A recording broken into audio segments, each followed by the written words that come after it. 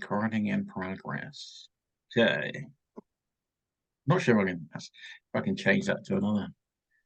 Now, where are we? Let's go on to here. So, can you see that okay? Or do I Yes. need to? You can read that? Yep. All right. Let's put that over there. Okay. So, we will start and try to go through now because there's only Karen and Jamie here. So this is not going to take very long, frankly. But it's I'll kind of work through it, and then maybe next time what we can do in a couple of weeks is ask people what questions they've got up front, and then I can create something around that. So let's actually do the slide, might be easier. Let's do it. Okay, so I kind of titled this how to market hypnotherapy based business, 4 strategies to get clients easier and faster with less marketing. Whoop, whoop.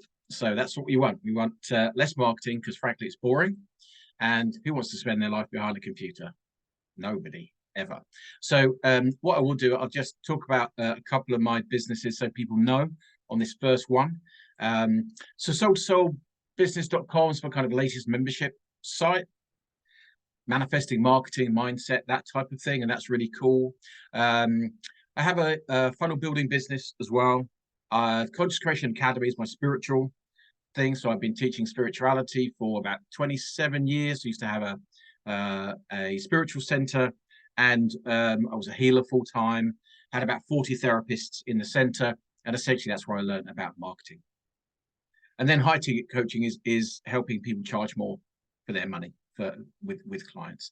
And I've also sell products online, just so you know. So there's so many ways you can skin a cat online, or so many ways you can. Do you use that phrase in the States? Skin a cat? Yeah. Okay. All right. Yeah. Okay. So part of the key of income is to sell products that are associated with your hypnotherapy practice. So for me, about marketing, that's email marketing. This is my book I've written. I've written 4 books and sell those online. This is actually a business in a box that we sell around anxiety. So people actually rent it out, which is pretty cool. And then podcasts. So I've got a podcast. It's not that big, had about 48,000 downloads, something like that. So it's it's a baby compared to many, but it still brings in leads and interest. And that's called the Conscious Creation Academy. And that's the podcast. So who is this for? I'm gonna put this up. Who's it for? I prefer seeing people, but I will just do this. Okay, so it's for hypnotherapists and business owners. So Karen, if there's anything that you want to add or you think should be added, do shout out. And the same with you as well, Jamie. Otherwise, I'm just talking to a screen. So, so it's for people who really they want to serve. Let's move that there. So hypnotherapists, business owners who want to serve more, struggle to get the right clients. The key being the word right clients, because anyone can get a client. But actually, is it the right client for you that are willing to pay the prices that you want for your business? Too often people charge way too little. Most people are charging too little, basically. And also a struggle with kind of online marketing, like how do you do the whole thing, that type of thing. So that's what the presentation is about, and I'm going to cover 4 areas. So let's.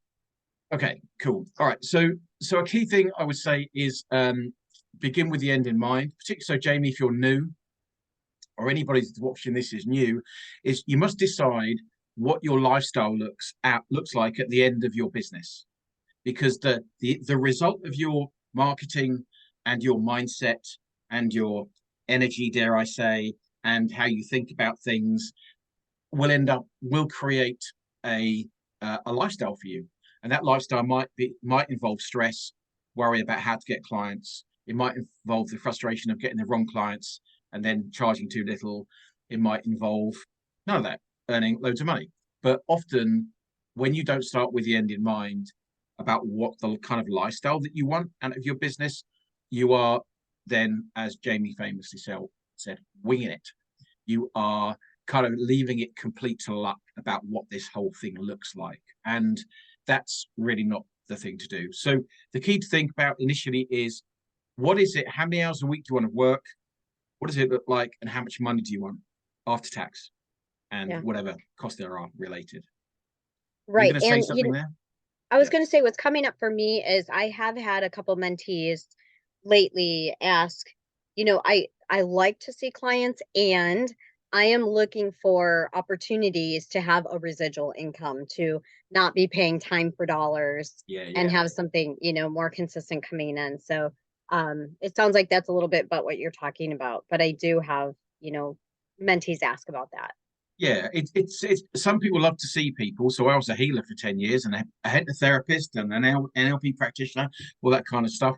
But not the most fun, and it's great to do that, but it's also great fun to be out with your friends as I was last year in a beautiful summer down the coast. I played golf and made about $1,000, I think, while during the time that I made my golf because people were buying my product from my automated email list at the same time. And that's great fun as well, you know. And but start with the end in mind. What is it you want your lifestyle to look like and your income? If you don't do that, you're going to struggle with your language in social media. So that's key. So this is a general question. I don't want to, there's only two of you here. I don't want to put people on the spot, but uh, the key to think about is what is marketing and what is it for? So what would you say, Jamie, to put you on the spot? Are you okay to speak, Jamie? We can't see you. Yeah, sorry, I'm at tennis with my son, so it's kind of noisy and stuff. Oh, I see. Okay, yeah, cool. But so just have so what do you think marketing is for, Jamie, or Um, Karen, whatever you like? I use marketing to educate the masses that I'm here and this is what I do and what I offer. Do you think that's what marketing is for? Partially, What it's else? some What of it. else? Can you give me one other thing that you think marketing is for? Um,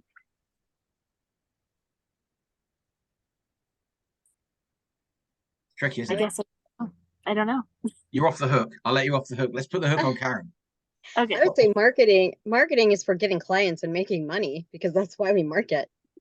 That is the end result of sales. But and you're right, that is the end result. But if we kind of break it down a little bit, um, for people, particularly when they're like when you're sitting down at a computer, do social media and all that kind of stuff, it's like if you know what it's for, then you do the right things. And if you don't know what it's for, then you're winging it, and then you're guessing. So what I say is that marketing is for kind of continued exposure. That's what it's for. And that's where automation can come in. So if you know that it's about exposure and you know there's automated systems to do that, then you can go and just work with those automated systems and get exposure. The second one, it's building trust. Okay, nobody's going to buy from you unless they trust you. And fundamentally, marketing is mostly about trust. Okay. We've all bought products that are more expensive from somebody else because we trusted them than the person down the road that was cheaper. So it is about creating trust. You could say that's branding, but it's really about creating trust. But it's also about creating trust with the right person. Do you want to, if the end result is you want 100,000 a year, for example, do you want to build trust with people with no money? The answer is probably no. Right? You want to build trust with the market that's going to fulfill your lifestyle. And that's really key. So think about it's about getting in front of the right people with the right message and also repelling others, getting rid of others. So it's also about causing people to buy when they're ready. And that's what automated systems are around. So you put it in front of enough people, you're building trust with the right person. And that's about Facebook groups and all that type of thing. And then you're causing people to buy. And that's about offers. You're making offers to people, the right people in the right way on a continued kind of basis. And finally, this is where it gets a bit close to what you're saying there, Karen. It's to deliver your preferred lifestyle in line with your ethics and your values. And that's kind of really important. So there are loads of people that sell loads of stuff in the online marketing space, and they sell products that I know do not work, but they know they don't work, but they continue to sell them because they don't care about people, right? So nowadays, certainly we are attracted to people who have similar ethics to us, and certainly in the environments I tend to work in, that's really kind of key as well. So if you're sitting down at a computer and you know that, okay, so what are these things? Well, I'm trying to deliver my lifestyle. well, then you're not going to waste time talking to people who can't help you have that lifestyle. If you're trying to talk to people and they don't have any money, or your lifestyle is you want to be time rich, well, then you need to use automation. So knowing that marketing is about these things allows you to make different choices, and it allows you to not wing it. You can guarantee some kind of success, some kind of process. So Jamie, how much money do you want to earn a year in your business, if I may ask? You don't know. Say, you can tell me it's none of my business if you like. I would like to make 100,000. Yeah, 100,000 is a very common kind of thing. Okay, so that's after tax. So before tax, that would be, what's the tax rates wherever you are? I don't know. Are they different in different counties? They're not called counties, are they? They're different in different states. Here in Wisconsin, it's 5.5%. It's what? How much? 5.5. Right. It's about 40%. Oh, you mean business taxes, like Well, anything like proprietors? if you wanted to go away with $100,000 in your pocket, how much would you have to earn? Oh, you'd have to earn 120. All right, so 20%, something like Yeah. that. Okay, all right, yeah, it's a lot more expensive over here. I should move there. All right, so essentially, what you want to do is think about, how do I earn 120,000? And you either want to do that with one client at 12,000 a month, or you're going to do it with however many clients at $100 an hour, whatever it would be, and that depends on your lifestyle. And so, what I would say to anybody who's doing a service-based thing is have a combination of, decide what your lifestyle is. Do you want to earn money out of products as well as seeing people? If you enjoy that, define it. Define exactly what you want. And a formula for a really good business to scale it is that essentially you help one person at one moment in their journey with one solution. So this is who you help: hypnotherapists or people who want to lose weight, who are at a certain weight, they've been struggling for a certain period of time, who are now ready to make a change, and this is the solution. And that's really the goal. One person, one moment in their journey, and one solution. And sometimes that doesn't actually work out to scale, because sometimes we pick something that's too small within that, and we've got to kind of pivot a bit. But fundamentally, if you can work with one person at one moment in their journey with one solution, and there's 2 billion people on Facebook, you can earn some money. Yeah, it's very expensive and time consuming to do anything other than that, because you are targeting too many markets, and the language of your social media and everything has to alter, and it gets a bit woolly. Gets a bit woolly. So the best thing to do is to work out what problem you solve, for whom, and what solution it is. Just stick with it and kind of work it and see what happens. So Jamie, who do you work with? I work for myself. No, who's your market? Oh, primarily athletes and high performers. Okay, all right. Okay, so that's your focus too. All right. So the point about understanding that is, before we make any social media or do any videos or anything like that, is you either want good leads, perfect leads, which are leads that respond to that. They are people that pay and pay well. Bad leads are people that are undefined and generally are bad clients, and they don't pay very well. And so that's not what you want. So the language in your social media has to determine, you have to decide what a good client is. You have to determine that first, and then all your posts and everything else, all your emails go along with that. And that leads us to number 2, which is filtering. So filtering is where you've taken your lifestyle, you then look at who it is that you want to sell to and how much money you want to earn, and what does your business model look like, and then you start filtering out with the sales funnel. The sales funnel is just a system. For example, if I go and buy a pair of jeans, I will go in, walk a pair of jeans and walk out again. My partner Claire will go in and try a couple of pairs of jeans, go to several shops, come back, maybe buy the first ones, maybe not the second ones, buy the first ones and then send them back. And eventually we'll kind of get to there. And that's what a sales funnel is. In Google, we know that if somebody's doing a local search for a hypnotherapist, for example, in a local area, it's 22 days on average is the maximum that somebody types in hypnotherapist, whatever, or help with this or help with that, and they buy. And so that's why things like, I know you get a lot of your clients through Google business, that type of thing, is because it's right in front of people and it's consistent. And so a sales funnel is simply about marrying up digital information with those 22 days. That's really it. So that's emails, and that's a kind of welcome email sequence, and it's just a process that you're going to take people through. So this is winging it, is having a website where people can go all over the place. That's winging it. A guarantee of some kind of result is a sales funnel, and you've got to tweak it and change it, and you've got to work it, but filtering is necessary, and there are different ways. So this is a sales process, and filtering comes in a few ways. The first one is automated systems. If somebody's interested in what you're selling, they'll open your emails. They've opted in and filtered themselves. Basically, they'll opt into your training. They'll opt into whatever it would be. They'll watch recordings. So they kind of self-nominate themselves, and you have to be able to track that.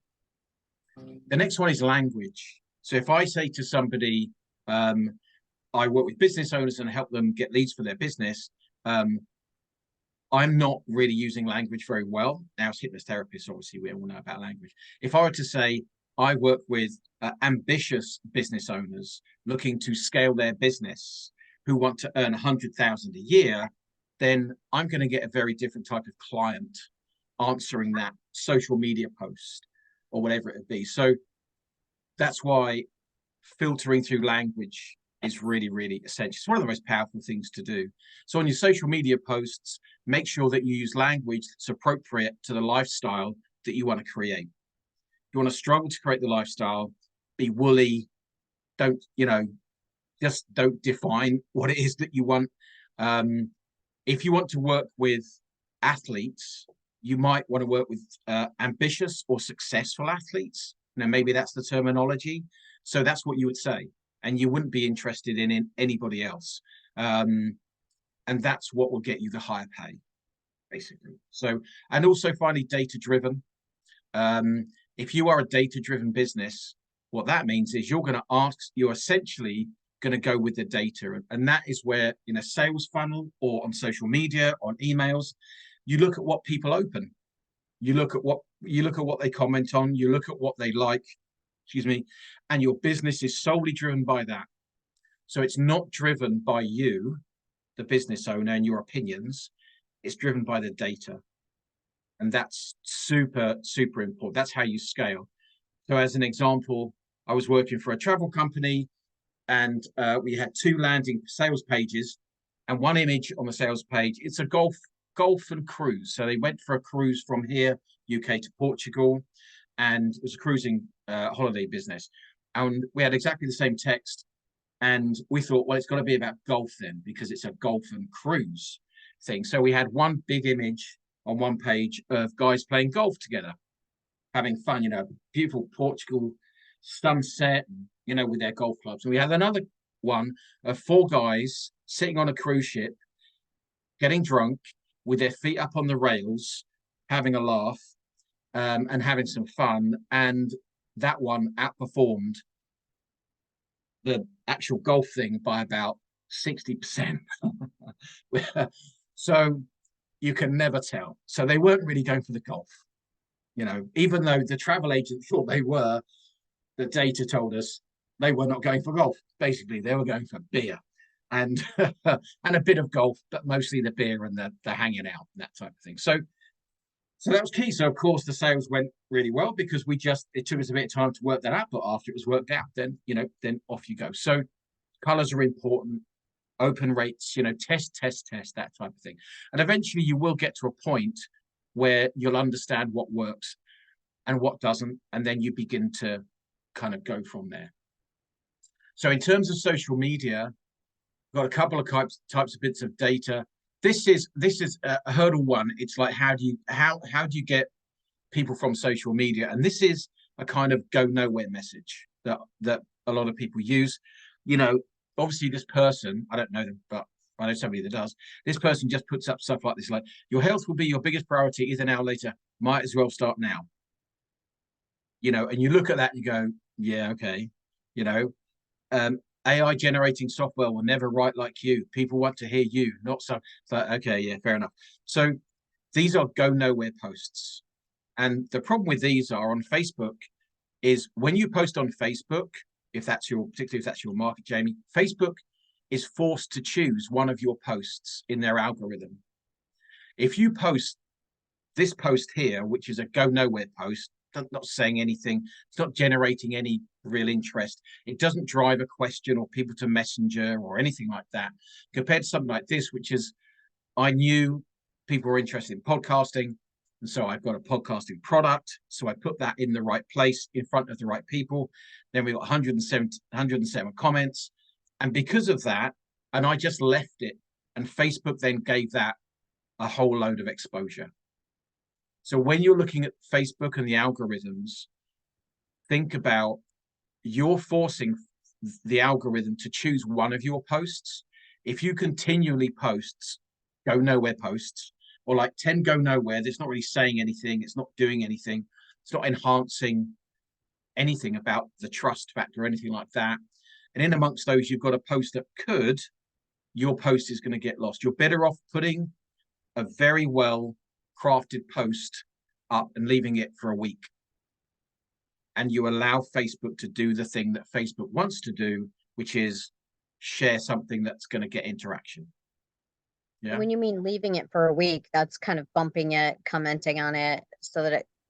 Yeah, it's not adding a post after it. Mm-hmm.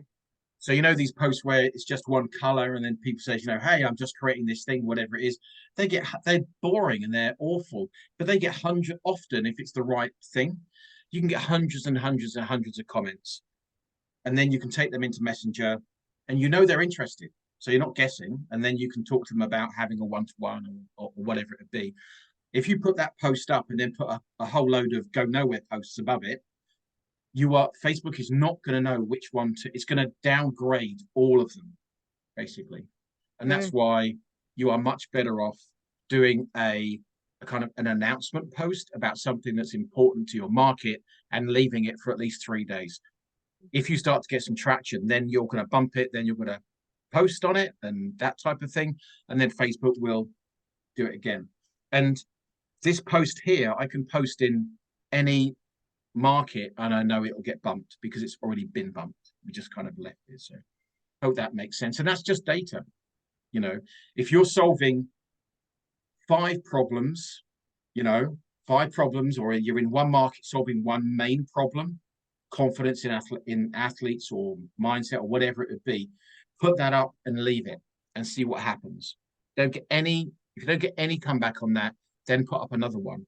But what you can do is if a post gets traction, then you can post other ones, then you can repost it like 3 weeks later and it'll get even more traction. Some posts might have 500 comments on them. Then you can post them and do whatever you want. So just think about data in the way of what do people click on, but particularly if in Facebook, what do they comment on? And, and that's super, super key. So the next one is included in that is find out what people want and help them get it. Or another phrase is find out what people want and sell it to them. And that is, which sounds a bit harsh, but it's kind of true, right?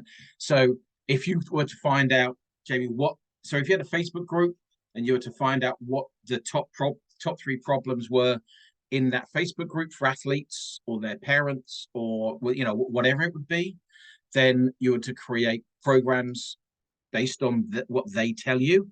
You then offer them back into the group, then you're going to make some money. And the likelihood is you can charge a lot more doing that because you're seen as somebody that responds.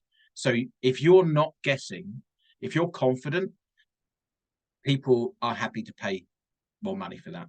Yeah. So if you're directly giving people what they want, so if you've got a Facebook group, create a poll, ask people what they want, leave it, bump it, do that for a week or whatever it is, and then make a product or a service out of that, and then offer it back to exactly the same people.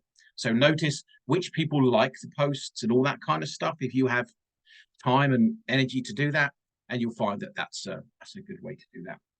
A lot of people kind of do things and leave them, and it's or you ask other people to do them and it doesn't get done. So that's cool. So number 3, be yourself. People on social media want to know who they're buying from, particularly nowadays. And this would move into a more, I would say, energetic. We're going to get spiritual in a second. So get more kind of energetic, if you like, which is that we can't deny that there is some kind of process going on outside of the 5 senses. You could call it energy, you could call it emotion, you could call it intuition or psychic. Well, it doesn't matter what you call it, but the fact is, you can have all the systems under the sun. If you have terrible confidence and think you're an unworthy slug that doesn't deserve anything and that you're terrible and that life's awful, you're not going to get any clients. Because energetically, just the way it works is that's what's going to happen. So be yourself, be confident in yourself, and remember that a great phrase, you create your own reality. You create your own experience. So if you're looking at your business and it's not functioning, the best thing to do is to look back in yourself and ask you, what am I struggling with? And often you can release something within yourself and then your business starts to move. So I'm not sure how many people watching this would get into that, but I know Karen will. But it's fundamentally true. You know, it gets more and more undeniable. So if you're not getting the results, you're not getting the clients, look at the marketing stuff, you know, and just do the simple stuff. 80% of your business is inside your head or your energy or your soul or your consciousness, whichever way you want to think about it. The rest is the 20% is the intellectual clicking buttons. Yeah. Do you agree with that, Karen? Yes. Yes, I do. I do agree with it. And you know, to be honest, I'm sure I'm not the only one that feels this way. Sometimes that's hard to hear because we get to take ownership, right? Yeah. But good to hear. Yeah, it's fun that, you know, your business is about you, whoever's watching this. You know, it's about us as business owners. If we have got limited ideas around money and income, it's going to impact the clients we attract. It's going to impact, you know, people will just cancel, or you'll get really good clients who go, I've cracked it, and then they'll cancel it, or the payment doesn't, you know, all that kind of stuff goes on. And it's got really nothing to do with the other people. You need to come back and think about yourself. You also need to do the things I'm talking about, which is don't blast social media with a whole load of stuff that's not relevant. You know, look at the data, start with the end in mind, look at your pricing and all that. But once you've done that, 80% of my marketing work is internal. I'm sending out energy into the universe. And while I'm doing that, and I can work a lot less on the marketing because I'm doing that.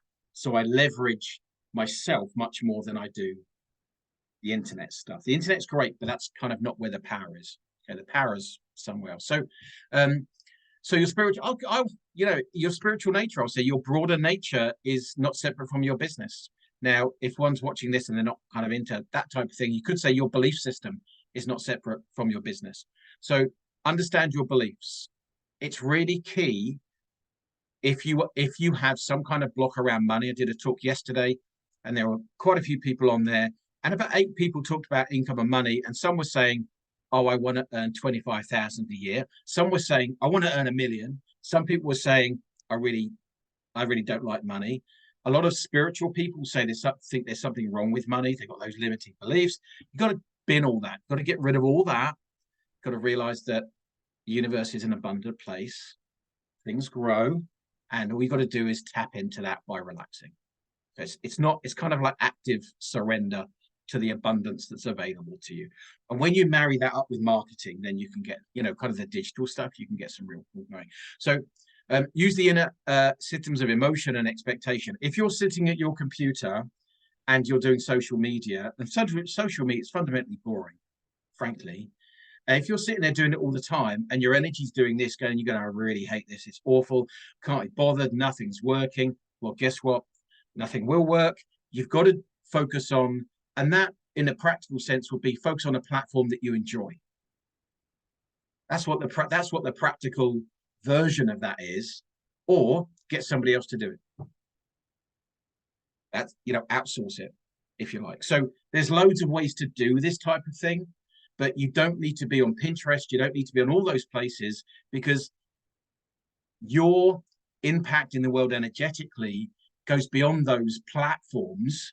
Yeah. You need to think about, how do you feel about your business? Do you feel it's abundant? Do you feel as though you're offering something good? Do you feel as though it's that you expect people to pay you good money, and it's okay, it's good for them to pay you money?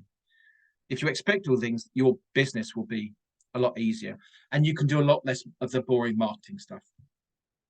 If I were to send 100 emails and think that my business is awful and terrible and nobody's going to answer them, that's worse than sending 10 emails in a good state, because those 10 emails in a good state will have a much better effect for me as the business owner than 100 if I'm sitting there. And that is 100% true. I can only tell you for my own proof, but I've been doing this same thing. I started doing this for 27 years full time, and it's 100% true. By marrying both ideas up, you get a much better result. And everything's energy. Everything's energy. What you put into your business is energy. Money is energy. If you treat it as such, you'll get along a lot easier. So, how does that sit with you, Jamie? Do you adhere to that? Jamie's gone. I put Jamie to sleep. Yeah. No, I think she's probably responding to her son. Yeah, that's cool. And what do Yeah. you? I agree 100%. And it is interesting because to get more from 10 emails than 100, and yet it's true. It's we bring to us what we are putting out. Exactly. Yeah. Exactly. And exactly. That's why, my personal focus is working with spirits and self-aware people. I've got started my soul-to-soul business membership type thing, because one without the other doesn't actually work. You can make it work, but it's really hard work. So actually combining the both is cool. So let's move on to the final one here, which is to solve a big problem. And what I would say is that the problem that you need to solve is not necessarily a big problem in the world at large. It's a big problem in your market. And that's the key. So it's not as though it has to be a huge problem. So if it's with athletes, then it might be confidence, it might be getting over injury, it might be focusing on visualizing results, it might, all those types of things. To 99% of the world, that's not a big problem because they don't care. But you do have to think about, in your market, what's the big problem. And the key is that there's normally 2 or 3 big problems. Don't go outside of those. Market to those. Write articles or blog posts on those. Talk about those problems, because they're common problems, big problems in your niche, in your market. And because of that, you are going to get, if you're solving big problems, people are happy to pay you more money. Happily. Yeah. And some people will, some business owners, particularly if they're starting out, try and mind read other people's bank accounts. So they'll go, oh, I can't charge this much because it's a lot of money, because I'm not sure people can afford it. And so the answer to that is to have a graded system where some people might pay this, some people might pay this, and some people might pay this. And when you do that, you're always going to be making some kind of income from your marketing efforts, but you're also going to allow people to choose what they pay you, and people love that. If you go to a restaurant and you say, this steak is $25, and somebody doesn't have $25, they can't have a steak, and they've got to go, and they won't like that. Or you're going to force them, if they've got $10 to put it on a credit card. I don't like any of that kind of stuff. But actually, if you say, well, we've got this at $10 and this at 25 and this at 125, most people will take the middle one, but some people will take the bigger one, and some people will take the less. So have a graded system in your big problem solve, and within that, you'll never have to sell anything to anyone ever again. And the key with that, I would say, is think about transformations. Now, with ChatGPT, which I presume everyone who's watching this or on, I know Karen's ChatGPT, is that information has no credibility anymore. Not really. You can go to ChatGPT and ask it for, how do I do this? How does that happen? So information is not as valuable as it was at all. So we can't just be information givers. What we have to be is people who create transformation for somebody, because ChatGPT cannot do that. And that's the most important thing. So when you're thinking about your big problem, think about who they're going to be, who they are now, and who they're going to be. Are they a struggling athlete with no confidence? Do they want to become a champion? Okay, so the difference between there is the transformation you're going to take them on. And if they say, do you want to be a champion? You go, yes. Okay, well, what are you right now? I'm struggling as an athlete with confidence. Okay, well, my program will take you from struggling athlete to champion. Okay, so sell the transformation, help people solve the problem. People love clarity in the confusing world of online marketing where we're bombarded with information. Confused people don't buy. Okay, that's totally right. Okay, you've got to give them clarity. Tell them how you're going to do it. Tell them the steps, and then invite them to become more. Okay, and that's really super key. So there's so many people selling stuff online. If you're the honest one, you're in line with your values, you're telling them what you're going to do, you're showing them the transformation, and they see you as an expert because you're solving a big problem in their niche, the likelihood is you're going to get the lifestyle that you want. If you don't do any of that, your lifestyle's going to falter, I would say. And that then becomes, and then we start to resent our business and the money we've laid out and all that kind of stuff. And nobody wants that. So we'll round it up. And if Karen, you want to add anything, or Jamie, you want to add anything, please do. So the key is to understand what marketing is initially. I'd say it's a trust building exercise above all things. You could put one good post out. And well, in terms of healing, I stopped healing 15 years ago full time. I still have people phoning me up for healing because I have such a good level of trust in that market. I could put up one post and say, hey, anybody interested in having a healing session on Facebook or whatever, and I would get takers for that. So I don't need to sit and do this all the time. I don't need to be on Pinterest to get that business. I could put one post up if I wanted to come out of retirement.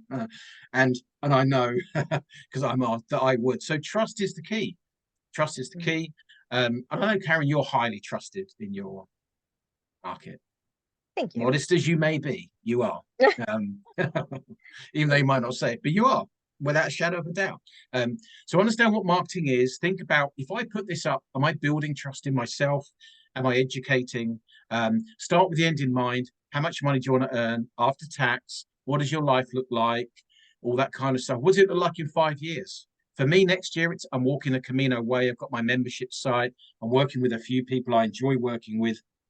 And soul to soul business kind of memberships is kind of what it's all about. So, and that will give me the lifestyle that I want. Filter using language and systems. When you write something, if you're interested in if you don't have a system, Jamie, this is for you, or anyone else that's not here. If you don't have a system, get a system. Okay. None of this, it will happen energetically, but none of this will happen by luck digitally. You will falter. You'll kind of fall forward and scuff your knees and bruise your bank account a little bit and all that kind of stuff. Or you can have fun and make it interesting. And it's always going to be a challenge, but and use I put consciousness there, which some people might go, oh my God, that sounds really broad, but use your energy, use your mind, use you use all the, use everything that's at hand. The biggest marketing system you have is in your brain and your energy. That's your biggest marketing system. The other 20% is what you put out based on this. This comes first as a system, and then this comes second. And if you could embrace that, you can literally not go online. You can go online half an hour a day or run ads, get somebody to run it. Do you know what I mean? Whatever it is, it's like, that's the key, is to think in those terms. So understand what marketing is, start with the end in mind, filter, use your consciousness and your energy, and you can't go too far wrong. Yeah. Thank you. And I have to say, Dave, you've been very instrumental in helping me understand the whole funnel situation, where you bring in those that are really interested in working with you and funnel them through as you have all these different products, right? So you've been very instrumental and helpful with that. Yeah. Thank you. Cool. Yeah. And I think thanks. And I think the whole thing, so on my side of things, it's kind of the mindset is key, but you've got to have the system as well. So Yeah, and that's why we've got myeasyfunnels.com, because it's a funnel building system, and I use it for myself, and other people use it. It's like ClickFunnels, but it's easier. I think. Well, definitely Yeah, easier. yeah, it's easier. Yeah. Okay, cool. So Um, Jamie, do you have any questions before we log off? Not really. I guess my biggest question is online marketing kind of the only way to go at this point? Is there any other buckets that are useful? Off you mean in terms of marketing, like newspaper marketing or that type of thing? Yeah, like Yeah, you're definitely going to waste your time. I would say one of the main so you need a funnel. Okay, you need a funnel. There's no two ways. You need 4 or 5 different pages to lead people through. And that doesn't have to be expensive. So you need a funnel, but you need to think about what will build trust in your market. And one of the biggest things that builds trust, and I'm trying to get all my clients to do and suggesting, is podcasts. And people think that sounds really confusing. Now, Karen's got a new spiritual podcast. But a podcast in your niche and in your market is proven. People who listen to podcasts are proven to be interested. They listen in their front room. They are often kind of, they have money. A podcast. So I get business in my kind of spiritual business with my books and all that. I've got my podcast. They drop into my funnel. And I mean, this morning I woke up and I had an extra, I don't know, it was only $40, right?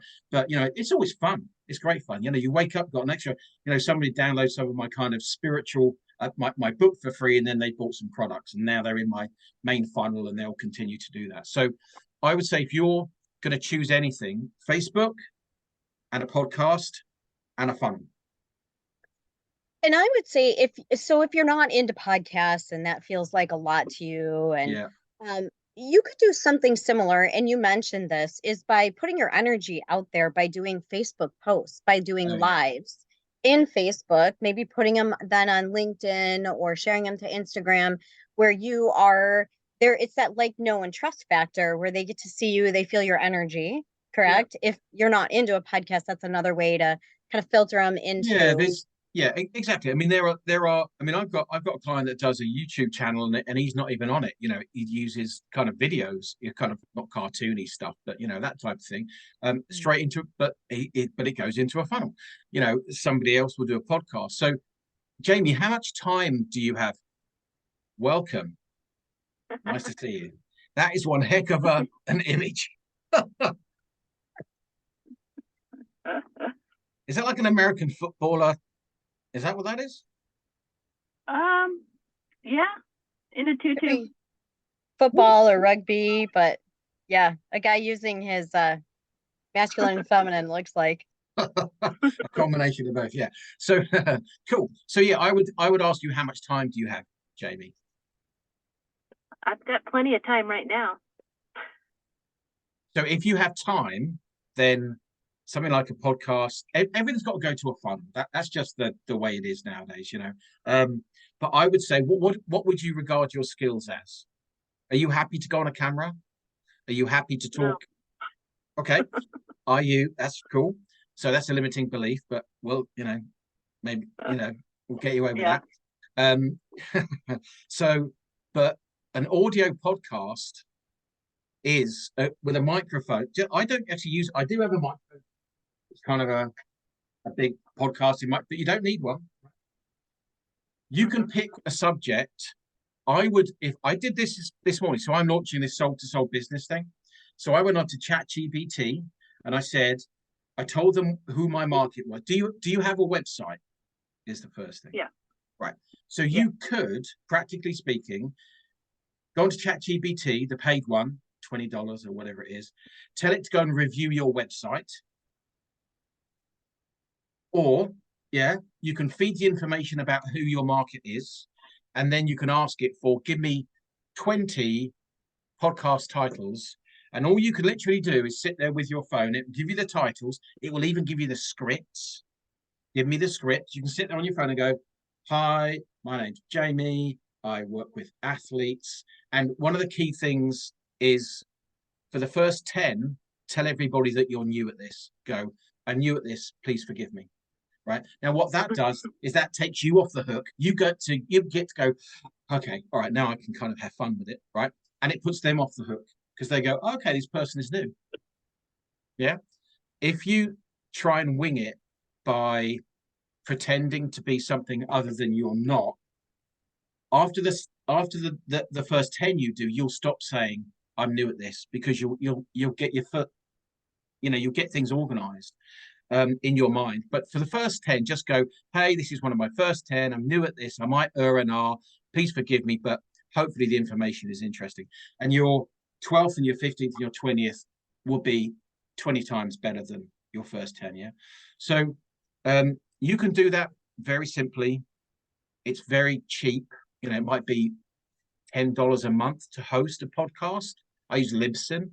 And all you're going to do is in your description there, you're going to write, this podcast is about, you can even get ChatGPT to write your podcast information. Karen's thinking. What are you thinking about? I'm just taking all this in. Yeah.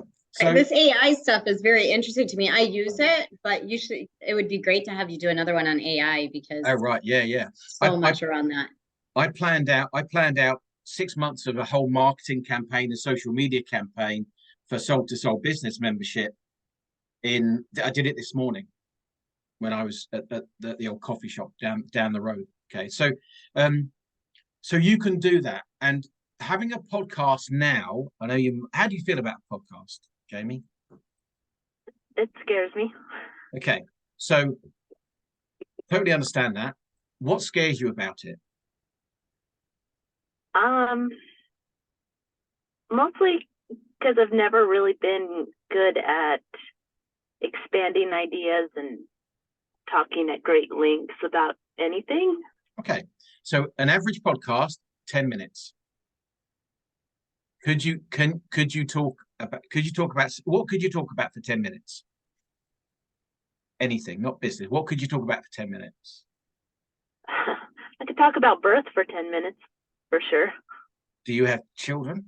Do you have like 27 children? I have No, 3,000 children. I'm a doula, so I've been to like well over 100 births. So yeah. Are you a kind of doula? You're a midwife? Yeah, I'm a doula. You're a doula. My wife, who I still get on very well with, the mother of my children, we had a whole doula business.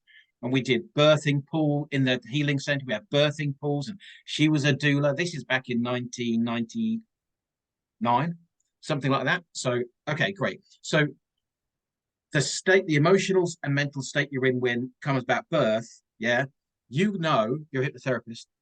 You can marry that up and just say, okay, if I take the energy of what I feel about talking about birthing for 10 minutes, and I combine it with talking about something that, in the information I'm going to get off ChatGPT, or I'm going to, do you know what I mean? You can just get that feeling and do that. And I promise you, after the first 5 or 10, it'll be super simple.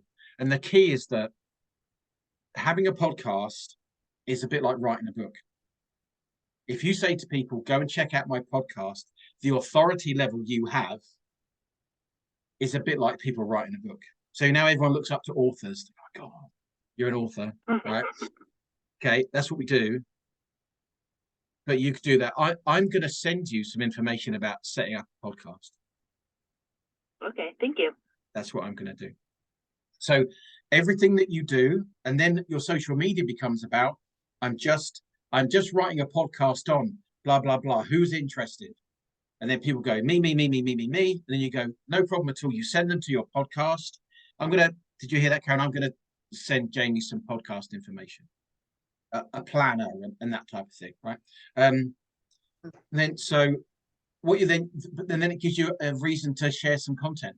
My next podcast coming up is this. So I've just got 25 blog posts planned over the next 3 months. I'm not going to write them. Okay. AI will write them, but on my instructions, and I will check them, all around business stuff. I will then put them onto my website. with a link to Soul Business, and I will then offer different products to people. And I will now doing podcasting. So the Conscious Creation podcast I've got is going to talk about business too. So Karen, you'll have to come on it, as well as do the spiritual, right? So, but the key is that if you're on a podcast and you're saying, hey, I've got my podcast, listen, in the description, you've got a link back to your funnel where people download your lead magnet, you've got your welcome emails, and they all say, hey, come and book an appointment with me. And when you do that, you are seen as a professional, you're seen as somebody that people want to work with, and therefore your rates can be higher. Yeah. So I will send you 2 manuals. One is which is how to set up a podcast. I think I've got that manual somewhere, and another one is how to plan a podcast as well. I love that also. Can you share it with me? Yeah, sure. Yeah. So, all right. So, yeah. So the shortest path to success is to find the biggest trust lever, even if it makes you feel uncomfortable. And the biggest trust lever is actually having a podcast. And all you need to do, speak into a phone if you want to. You work with people also to create a podcast. So like if Jamie wanted some advice or wanted to work with you on how to start a podcast, you work with people to help them? Yep. So we go through the plans, go through the funnels, also work with mindset, because you are not alone, Jamie. So many people are nervous about that. But of course, we know being hypnotherapists that we can overcome that. And planning out all the sessions and actually recording them, getting them onto Libsyn, and also getting them onto iTunes and also Spotify and also Deezer and all of the other places that you can get them to. So, that is. And you can help with that because there are you can outsource like getting them onto Libsyn and that. It's more about you can help start the podcast, what to talk about, how to create all of that, and then direct them somewhere else for someone else to do the exactly. back end work. I've got a guy that does the that will create the logo and then get the logo onto iTunes and all that kind of stuff. I'm not I suppose I'm a techie in a way, but I'm more a kind of process. I know what has to happen, and a lot of the stuff I work with is funnels and mindset, systems, that type of thing. So so anything around funnels, anything around getting your podcast done, I can help people with that. So so no problem. So I just want to say I do have a noon meeting, so I have to get going. We're gonna. I think we're finished. So so this will be recorded. Someone will put it up into the group or send it out to people. I'm planning to do this every couple of weeks in the group, and then people can ask their questions. And there'll be a training as well on high ticket marketing coming up as well. So we will leave it there because you've got to go. All right, Jamie, I'm gonna gather your email and send you some info, and I'll send you the podcasting stuff as well, Karen. All right. Okay, great. Thank you. Awesome. Great stuff. All right then. Cheers, Jamie. Bye. Bye, Jamie. Bye. Thank you. Bye.